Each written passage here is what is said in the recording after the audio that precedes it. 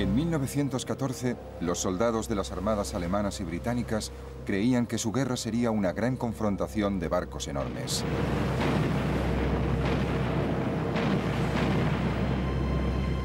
Pero en toda la guerra hubo solo un enfrentamiento naval.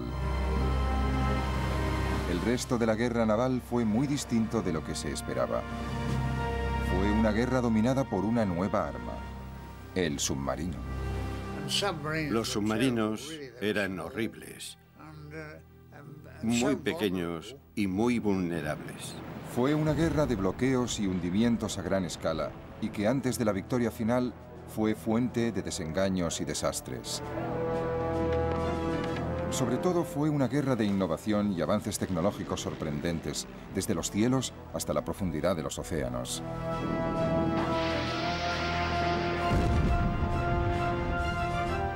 Y ahora, por primera vez, podemos verla tal como ocurrió, en color. Asesinos en el mar.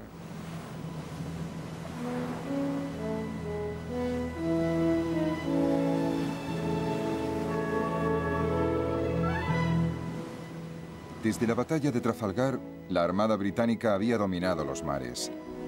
Las exhibiciones de antes de la guerra, como la revista de Spithead, servían para mostrar su poder. Recuerdo que asistí a la revista de Spithead y el puerto estaba lleno de barcos de todas clases. Era una maravilla. Nosotros éramos niños y estábamos muy emocionados. Miraras donde miraras, solo había chaquetas azules. Se veían marineros por todas partes. Éramos un país naval en esa época. Gran Bretaña era una isla pequeña que dependía del comercio, y para mantener las rutas comerciales abiertas y seguras necesitaba controlar el mar. Pero en la década anterior a la Primera Guerra Mundial, la supremacía naval británica se enfrentaba con otro desafío. Desde que se había convertido en emperador de Alemania en 1888, el Kaiser Guillermo II estaba decidido a construir un imperio de ultramar para competir con otras naciones europeas. Para lograr su imperio tenía que crear una armada. Las ambiciones del Kaiser y la decisión de Gran Bretaña de mantener la supremacía en el mar llevaron a una carrera armamentística naval muy costosa. La base de esa carrera era un nuevo tipo de nave de guerra diseñada por los británicos, construida por primera vez en 1905. El acorazado. Eran barcos enormes y superaban en armamento a todas las naves anteriores. El acorazado introducía dos cambios fundamentales en la tecnología de los barcos de guerra. Primero, sustituía el armamento principal de 4 cañones por un armamento de 8 o 10 cañones. Y en segundo lugar, introdujo poco a poco los motores de turbinas de gran potencia y aumentó la velocidad de la flota. Eso representaba un salto interestelar en las capacidades del barco, y durante 8 años se sostuvo una carrera contrarreloj para construir barcos cada vez más grandes y más potentes para competir. El almirante Lord Fisher, inventor del acorazado, decía que ante él todas las demás naves perdían importancia. Lo único que importa es el número de acorazados. No importa quién quiera combatir con un acorazado. El acorazado se los traga enteros. Es como un armadillo ante una hormiga. El armadillo saca la lengua y lame las hormigas. Cuando se declaró la guerra en agosto de 1914, Alemania había construido 13 acorazados contra los 21 de Gran Bretaña. Los marinos de ambos bandos estaban deseando poner a prueba sus nuevas armas. Hay un gran entusiasmo y llegan reclutas cada día. Ojalá la flota alemana salga al mar. La borraríamos del mapa en 2 minutos. Fred Bundy era un cadete de 15 años cuando estalló la guerra. Yo sabía que el Kaiser era alguien con quien no debía tratarme y que si tenía ocasión de dispararle, le dispararía. Si tenía ocasión, vaya. En cuanto pudo, Fred Bundy se alistó a tiempo completo. Me pareció maravilloso. En la trinchera, por ejemplo, tenía que saltar para que me llenaran de plomo y esas cosas. Y si podía alistarme en la armada, los barcos siempre han sido mi sueño. Los alemanes también estaban igual de emocionados. En 1914 el marinero Richard Stumpf esperaba con el resto de la flota alemana de alta mar. La alegría y la emoción no tenían límites y duraron hasta entrada la noche. Lo que tanto habíamos esperado y temido se había hecho realidad. Habíamos construido una armada para luchar contra esos ingleses falsos y traidores. Pero el coste y el prestigio de los acorazados tuvieron un efecto sorprendente. Nadie podía permitirse perder uno. El almirante John Jellicoe, comandante de la Gran Flota, anclada en la base de Scapa Flow, no quería ni dejarlo salir del puerto. Si hay probabilidades de destruir barcos pesados del enemigo, está muy bien correr ciertos riesgos, pero a no ser que las probabilidades sean bastante altas, no creo que debamos correr ese tipo de riesgos.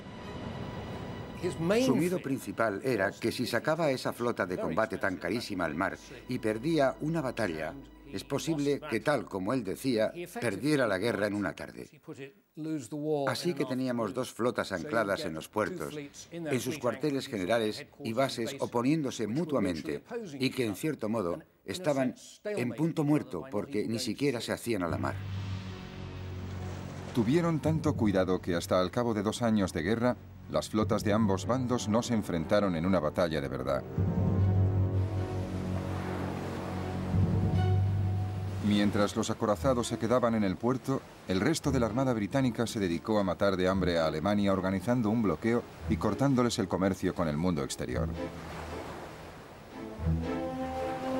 Dado que tenían una flota mucho más grande de cruceros y destructores, los británicos pronto se hicieron con el control del Mar del Norte y consiguieron interceptar todos los barcos mercantes de los países neutrales que se dirigían a puertos alemanes.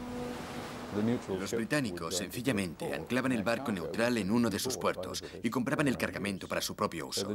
Los neutrales no se disgustaban demasiado.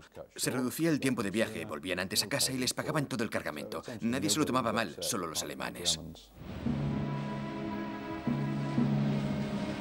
Los marineros alemanes tenían que conformarse con ver cómo la superioridad naval permitía a Gran Bretaña habituallarse para la guerra, mientras su país tenía que sufrir.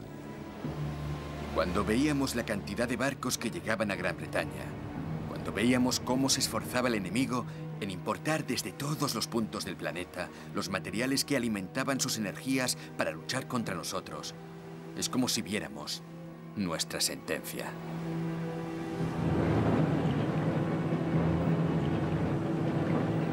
Pero llegó un arma que revolucionó la guerra naval, el submarino o subbarco, como lo llamaban los alemanes. Cuando empezó la guerra, la Armada Británica tenía más submarinos que Alemania. La vida a bordo de un submarino era muy distinta que en un gran barco de guerra. Para mí era claustrofóbico, como se diga. No me gustaba. Me gustaba estar en un sitio de donde pudiera salir. No me gustaba estar encerrado y los submarinos eran horribles, muy pequeños y muy vulnerables. Todos eran voluntarios. Se ganaba un chelín extra cada día. Y no había muchos submarinos, así que tampoco querían muchos voluntarios. Pero más adelante sí hubo más y había que llenarlos. A 1 o 2 no les gustó demasiado, pero tenían que ir. Y cuando los veías después estaban encantados. En los submarinos van todos a una, ¿me entiendes? Aunque tú seas el teniente y yo el fogonero, los dos tenemos que colaborar porque si te dan, tienes que saber lo que se ve en un submarino. Los británicos usaban los submarinos para patrullas de apoyo de la flota de superficie. Los submarinos alemanes tenían un propósito completamente distinto. Se convirtieron en cazadores solitarios y dieron a Alemania la única arma naval realmente eficaz de toda la guerra. Los submarinos se quedaban en la superficie casi todo el tiempo que pasaban solos en el océano, ofreciendo momentos de paz y tranquilidad. Después de una cena excelente con pescado fresco ofrecido por nuestros amigos pescadores, nos gustaba subirnos a la torre para disfrutar de la brisa del norte, de la tarde y de un cigarrillo. Los tonos grises y violetas sustituían el brillo de la puesta de sol, pero la luz duraba un poco más. Bajo el agua, cuando el submarino iba en busca de su presa, la vida era muy diferente. La atmósfera bajo el agua era algo indescriptible. Un Un golpe tremendo de calor me echó hacia atrás. El termómetro marcaba casi 45 grados. Los hombres estaban sobre los motores con la mínima ropa posible. Y sus caras agotadas y tensas, sucias de gasolina y de grasa, parecían calaveras. En septiembre de 1914, esta nueva amenaza submarina mostró su potencial de destrucción. 3 naves de combate británicas un poco anticuadas, el Aboukir, el Hawk y el Cressy, fueron hundidas en un solo día por un submarino alemán. Un guardiamarina británico escribió a su casa contando cómo sobrevivió. Querida abuela, he vivido algo muy emocionante. Nos ha despertado un choque tremendo y todo el barco ha temblado.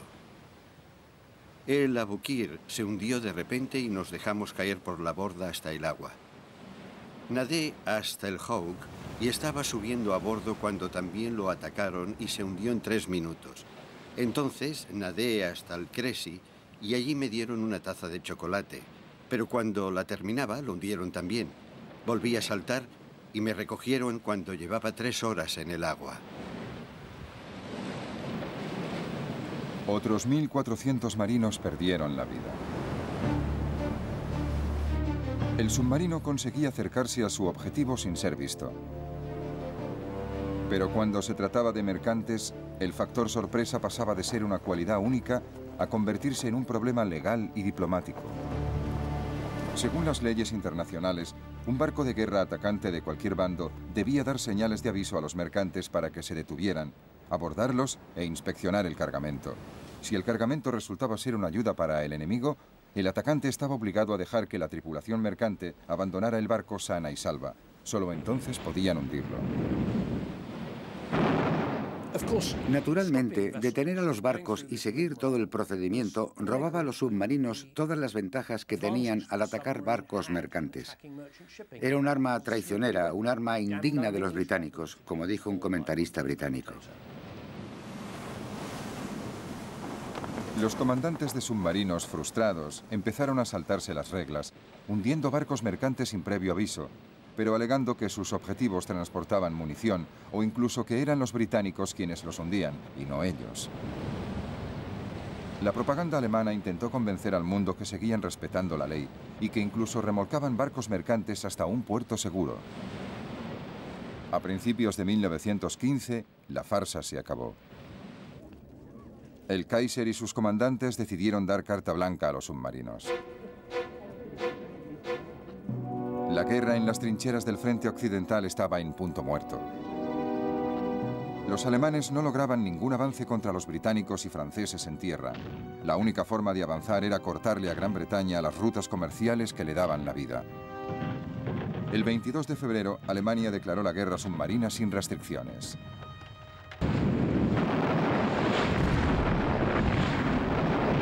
Los submarinos abrirían fuego sin previo aviso contra los barcos mercantes que se dirigieran a puertos aliados.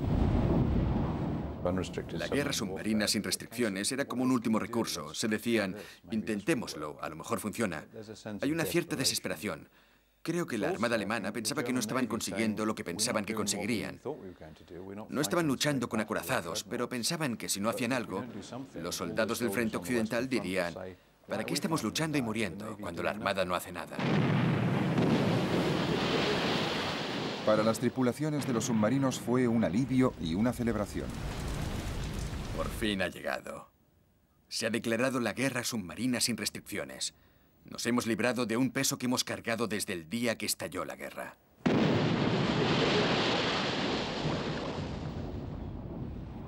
En 3 meses, los submarinos hundieron 115 barcos. Pero entonces un submarino llegó demasiado lejos. El 7 de mayo de 1915, el crucero de la línea Cunard, el Lusitania, zarpó hacia Gran Bretaña desde los Estados Unidos. Alice Drury, niñera de una familia norteamericana, cuidaba a su bebé cuando llegó el impacto del primer torpedo alemán. Cogí el Moisés con el niño dentro.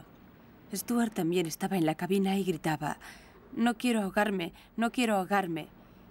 Y me acerqué a él y le dije, «Agárrate a mí, pase lo que pase». La otra niñera me preguntó, ¿y yo qué hago? Y yo dije, «Cuida del niño». No les volví a ver jamás, ni a ella ni a Bunny. Más de 1.200 personas se ahogaron en el Lusitania. Les dio a los británicos una auténtica ventaja que explotaron muy eficazmente. La propaganda británica en la guerra era una de sus principales armas, y el objetivo principal era la opinión pública en los Estados Unidos. El Lusitania fue un regalo del cielo para los británicos. Es lo más estúpido que podían haber hecho los alemanes. El hundimiento del Lusitania demuestra un desprecio por las opiniones del mundo en general y de este país en particular, que solo se comprende suponiendo que la sed de sangre ha vencido a la razón. La indignación recayó en gran parte en el propio Kaiser. Fue una crueldad. No debería haber ocurrido. Si hubiera sido un buen hombre, habría dicho, está lleno de civiles, ¿para qué voy a hundirlo? Dejaré que vaya donde tenga que ir. Es lo que habría pensado yo. Mis sentimientos habrían sido esos, pero los suyos no. Lo único que pretendía era darles un buen escarmiento a los ingleses, demostrarles que no era un juego, que iba en serio. El escándalo del hundimiento del Lusitania convenció a Alemania de que debía volver a atenerse a las leyes internacionales. Pero la frustración volvió a aumentar. En noviembre de 1915, el comandante en jefe de la Armada alemana escribió: El submarino no puede perdonar la vida a la tripulación de los barcos de vapor. Debe mandarlos al fondo con sus naves. Así se alertará a todas las líneas marítimas y el peligro que correrán las vidas de sus tripulaciones será un buen motivo para que cese todo el comercio naval con Inglaterra en muy poco tiempo. La gravedad de la situación exige que dejemos a un lado los escrúpulos.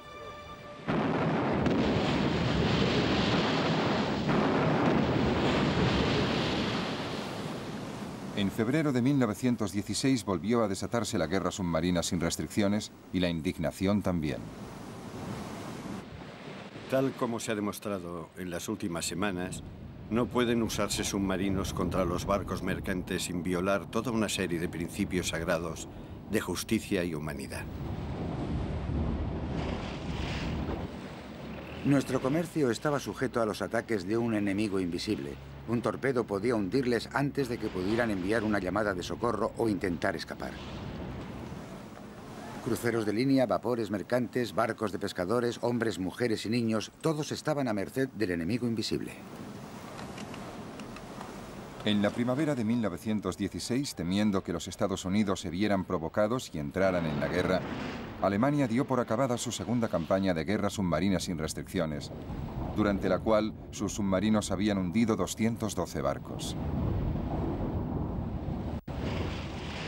El bloqueo británico y los submarinos alemanes dominaban la guerra en el Atlántico y en el Mar del Norte. Pero la Armada Británica también participaba en otra campaña muy distinta y desastrosa, a 2.400 kilómetros hacia el este.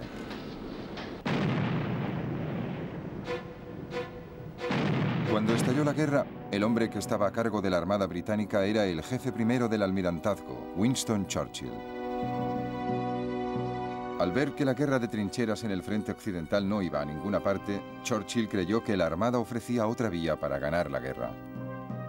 Su plan era atacar al aliado de Alemania, Turquía.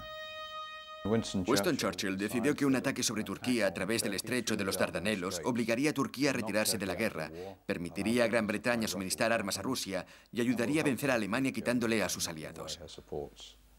El objetivo era emprender una gran maniobra estratégica para ganar la guerra atacando en otro punto. En febrero de 1915, los barcos británicos y franceses empezaron a bombardear las fortalezas turcas que defendían los Dardanelos.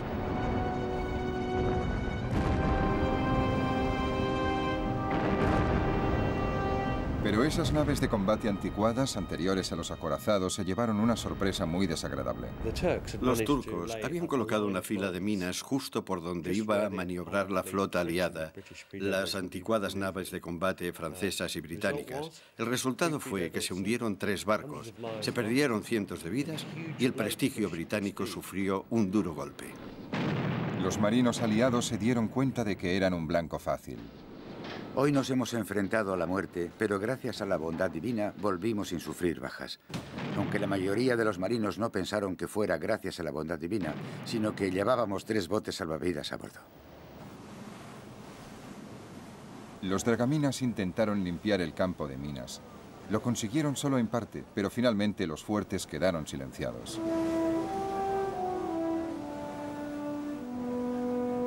El 25 de abril, un grupo de soldados británicos, franceses, australianos y neozelandeses, conocido como ANZAC, desembarcó en la península de Galípoli. Tengo una gran sensación de miedo y de inseguridad. He comprendido que muchos de los soldados que van a bordo de estos barcos se dirigen a una muerte segura. Me imaginé a cientos de ellos abatidos antes de alcanzar la costa, y luego segados mucho antes de llegar a salir de las playas y alcanzar las posiciones turcas. Los turcos eran unos defensores excelentes y muy bien dirigidos. Tanto los oficiales turcos como los alemanes eran soberbios. Los británicos, la campaña aliada, los franceses también habían mandado muchos hombres. Los franceses, los británicos, los ANZAC, no tenían ninguna posibilidad. La operación en tierra resultó un desastre. En 8 meses, los aliados perdieron a 250.000 hombres, 110.000 muertos y 140.000 heridos.